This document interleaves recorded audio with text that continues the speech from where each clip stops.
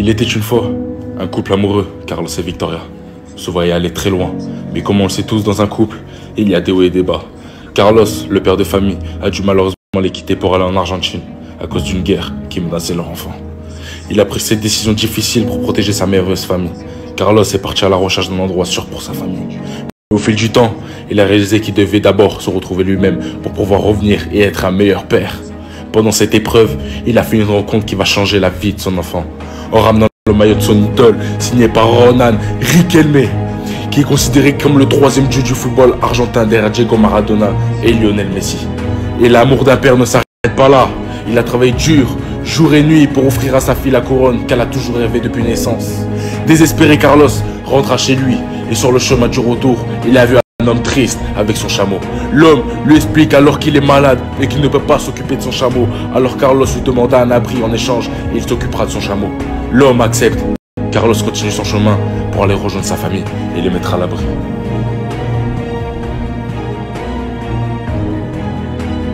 Donc vos objets, c'est quoi?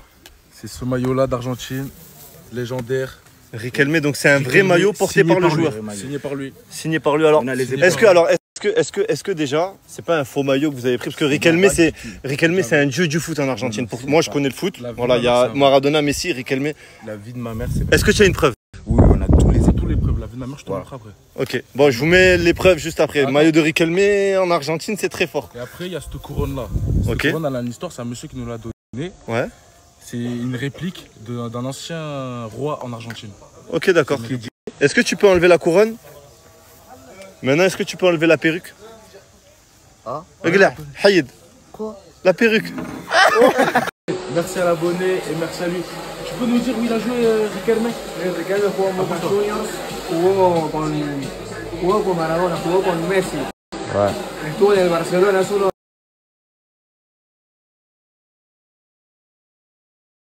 Fares et Boussif, avec toute leur équipe. Ils sont revenus du Pérou. Vous nous avez ramené quoi? Des danseurs déjà. Là, on va pas pouvoir vous dire tout ce qu'on a ramené. On va d'abord vous faire une présentation et après vous mettre une vidéo. Ok. Suivez l'histoire, ça va être dingue. C'est parti.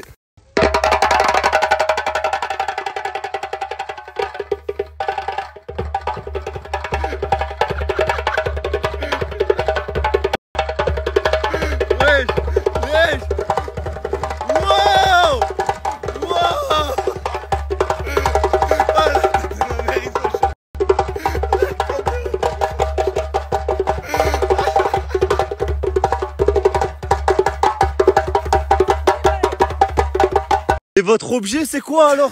Bah notre objet, en fait, on va vous montrer une vidéo. Ouais. Et vous allez découvrir directement ce que c'est. Ça fait...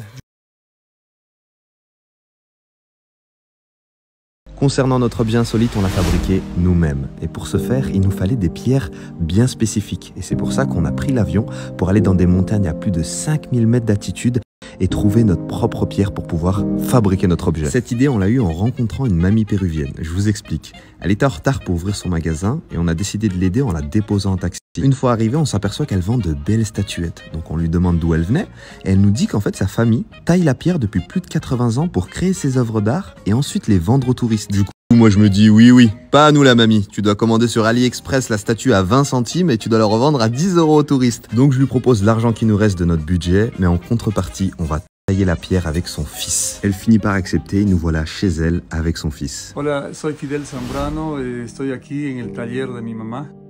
Bueno, ahora después en pandemia hemos dejado de trabajar porque no había turismo, pero ahora gracias a tu visita hemos vuelto a abrir el taller para volver a agarrar la piedra y sentir cómo se trabaja, ¿no? Recordar y bueno, nos vamos a animar a volver a trabajar para que podamos tener siempre, como ves, nuestros trabajos, ¿no? C'est vrai que notre objet n'est pas le plus gros, ni le plus spectaculaire, mais il représente l'histoire et les souvenirs qu'on a pu partager avec cette famille extraordinaire, rendant chaque détail infiniment précieux. Et voilà comment d'une simple pierre, nous avons pu arriver à ce résultat final. Yo 75 años. Hemos empezado a trabajar aquí unos 55, 60, algo así.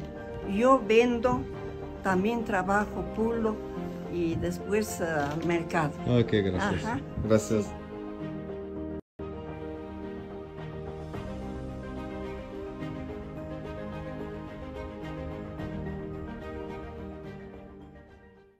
Donc ça, c'est vous qui l'avez fabriqué. C'est nous.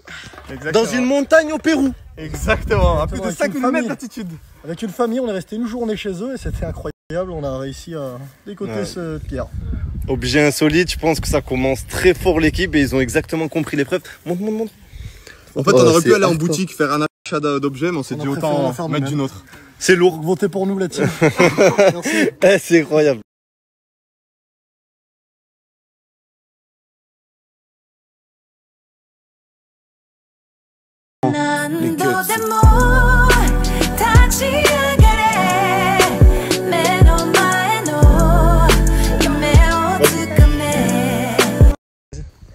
Le premier objet est peut-être quelque chose de peu pour vous, mais je pense que certaines personnes rêveront de l'avoir.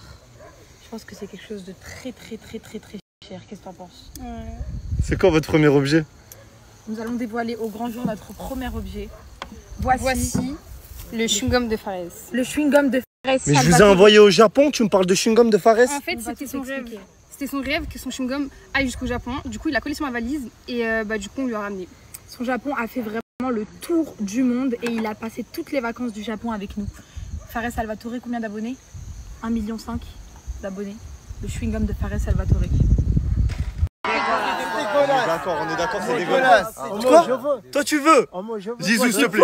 Oh, moi, je Ça veux. va Ah, pas. c'est dégueulasse. Voilà, c'est Ah, c'est dégueulasse. Oh, les gars, les filles, rassurez-moi, c'est pas votre objet le chewing-gum. Je vous ai pas envoyé au Japon pour un chewing-gum quand même. Est-ce que tu pensais vraiment qu'on allait aller au Japon, qu'on allait te ramener le chewing-gum de Fares qui doit puer la mort et qu'on allait pas te ramener un vrai truc?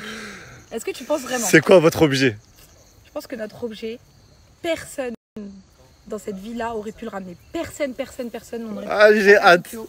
J'ai... Hein? Un humain? C'est quoi ça? Bah écoute. Attends, c'est... Les gars, subhanallah. C'est quoi, vas-y, c'est quoi? Parle-moi de cet objet. On nous a dit objet insolite. C'est On quoi? a pris une femme faite à la main qui ressemble vraiment à une être humaine. Et il faut savoir qu'au Japon, il y a des hommes qui se marient avec ces femmes.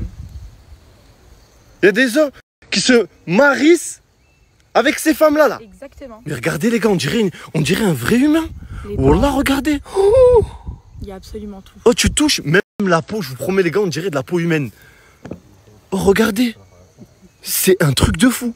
La vente aux enchères est officiellement ouverte. Oh, attendez, pause. Vous avez vu une meuf, vous êtes en... Oh, qu'est-ce qu'il y a, toi? Moi, j'ai marié 5e. Tu veux te marier avec la poupée là-bas? Oui, s'il te plaît. Comment ça, s'il te plaît? C'est une poupée, c'est pas un humain. Tu peux pas te marier avec elle, c'est pas un humain. Du coup, voici notre objet pour la HMI House. J'ai décidé de l'appeler Stéphanie parce que tout simplement ça rimait avec HMI.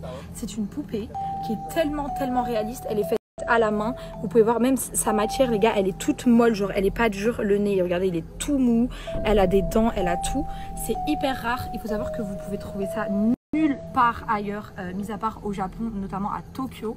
Donc du coup, il faut savoir qu'il y a des Japonais qui n'arrivent pas à se marier malheureusement. Donc du coup, ils se marient avec des poupées parce qu'elles sont tellement réelles qu'ils arrivent à vraiment instaurer une vraie histoire d'amour. Donc voilà, c'était mon objet. J'espère que ça vous a plu. On a décidé de la customiser pour qu'elle vienne aussi du 92.